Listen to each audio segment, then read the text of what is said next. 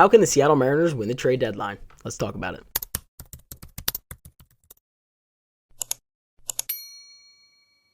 So the Seattle Mariners just got off a huge series sweep of the Texas Rangers to gain even more ground in the AL West. And a lot of people are saying this is our best team since the 2001 team. So while this very well could be true, there are still some pieces that the Seattle Mariners need to add, and you're going to see in this video some pieces that I think they should target and more or less how they should target. So I'm going to preface this by saying I believe the Seattle Mariners need to add 2 more quality bats to the lineup because we know this offense is still struggling a little bit, and they are going to need 1 more fiery bullpen arm. With hopefully the addition of Gregory Santos coming back soon in July, hopefully that's 1 less person we have to worry about, but I still do believe they need to go out and get 1 more guy to kind of fill the Matt Brash role. So I'm going to give you 3 different trade targets, and in these trade targets, you're going to notice there's a common theme where each one of them has another bat as well as a reliever. And my mindset kind of going about this is the fact that if they can add a position player and a reliever from the same team, they should be able to give up a few less pieces. So, let's say instead of giving up 4 top 100 players, only have to give up 3 and then maybe throw in some major league pieces since they are trading to the same team. So while that very well could be true or not, that's just kind of my way of going about this, and I'll show you guys what I mean. So my first hypothetical, which is probably one of the most least likely to happen due to them being in the division, but also one of my favorites,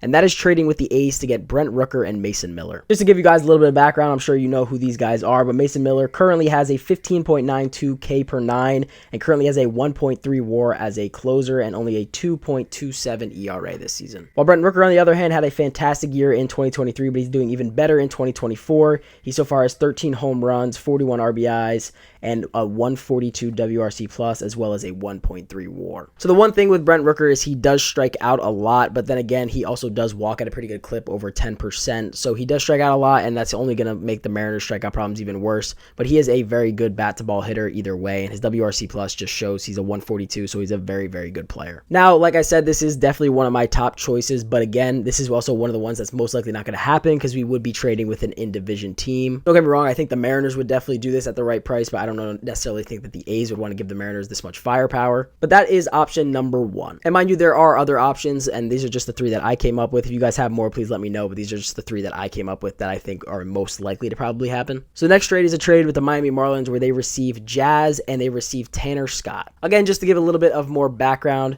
so far in 2024, Jazz is hitting .260 with 10 home runs, 34 RBIs, a 24% strikeout rate, a 114 WRC plus, and a 1.4 WAR, so even a little bit higher than Brent Rooker. And Tanner Scott is also having a great year where his ERA is only 1.93. He has a .1 WAR, and his strikeout per 9 isn't super high, only 9.86, but still a very, very good guy to have in your bullpen. So again, as you can see, the mindset behind this is the addition of a bullpen arm and another bat. While Jazz isn't a great bat, he is a guy that also brings a little bit of flair and a little bit of swag that the Mariners could really use, in my opinion. So this is one of the ones that I would like, and I wouldn't be mad if they did it at the right price. But again, not my favorite, just one of the ones that hypothetically could go with, adding a corner outfielder as well as getting a relief arm. And for my third one, going along with this same theme, it is a trade with the Chicago White Sox for Michael Kopech and Luis Robert Jr. Now, while Michael Kopech isn't having a fantastic year, he does have a 13.19 K per 9, and his WAR is currently negative 0.5, but also an ERA of 4.91. But he has an absolutely electric arm, and I think it's something that the Mariners could definitely work with and make him that much better as a pitcher. He throws absolute heat, and in my mind, he's kind of that replacement for Matt Brash, who also throws heat, and hopefully we can work on his slider to make it that much better because he also does have a very good slider. And as we know, Luis Robert was hurt most of the year, but so far in 77 plate appearances, he has 7 home runs, 10 RBIs, and a 40.3% K rate, and a 108 WRC plus and a .3 WAR in very minimal time in 2024. Now, as much as this is a very, very appealing thing, I still don't know if Luis Robert is a great fit for the Mariners, only because he makes the strikeout problem way worse than it already is. He strikes out a ton. And to be honest, the price the White Sox are most likely going to be asking for him, I don't know if his injury history is really worth all of that. To me, he has a very high risk, high reward on him, and I'm sure they're going to want to ask for a lot of prospects. So while this one is definitely a good one in my opinion at the right price, I don't know if there really will be a right price for this because I think they're going to ask for a lot for those 2 guys. Even just Luis Robert alone, they're going to ask for a ton of players. But kind of my mindset behind this is if they go out and make a deal with a team that is struggling and kind of get a reliever as well as a bat from them, that could hopefully get these guys for a lower price, just working with the same team, and then go out and maybe get an additional player, such as, Pete Alonso, Vladdy Jr., Isak Paredes, one of those kind of guys to fill in just to add an extra bat. So kind of my mindset and how the Mariners can really get this done is by minimizing as many players they have to get rid of as possible. So in my mind, let's say the Mariners try to bring in 3 players, 2 batters, 1 relief arm.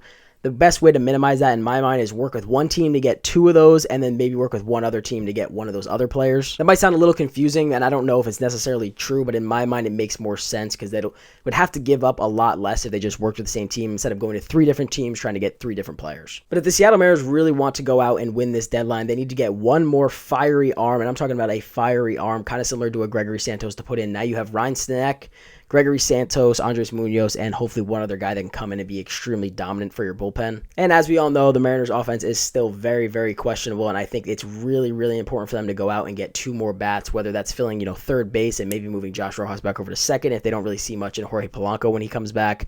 I know they definitely need a corner outfielder in my opinion. I've been feeling a little bit differently about first base recently just because Ty France has really started to produce, and Tyler Locklear's done very well in his short time up here, especially defensively. He's made some really, really nice plays. So the more I think about it, I don't really know. We'll have to see when July comes around, but I don't really know if first base is necessarily a necessity as of right now. In my mind, your main necessity is a corner outfield spot because I don't know how much longer you can deal with Mitch out there or even Dom Canzone, who's kind of been struggling this year ever since he came back from injury. But all I know is they definitely need to add 2 more quality bats in order to be a real World Series contender. But I've got no complaints as of right now. We are really, really high up in the division. I believe we're 8.5 games ahead of Texas, which is huge, and it's been our biggest since 2001. So we'll just have to see how this next month and a half goes before the trade deadline actually kicks into gear and see who they really feel they need to add and what position they really need to focus on. But like I said, in my mind, to really win the deadline, they need to add 2 really high quality bats and a relief arm. Please let me know what you guys think the Mariners need to add to really push them to the next level and really compete for a World Series this year. Otherwise, I hope you guys did enjoy the video, and I'll see you guys in the next one. Peace out.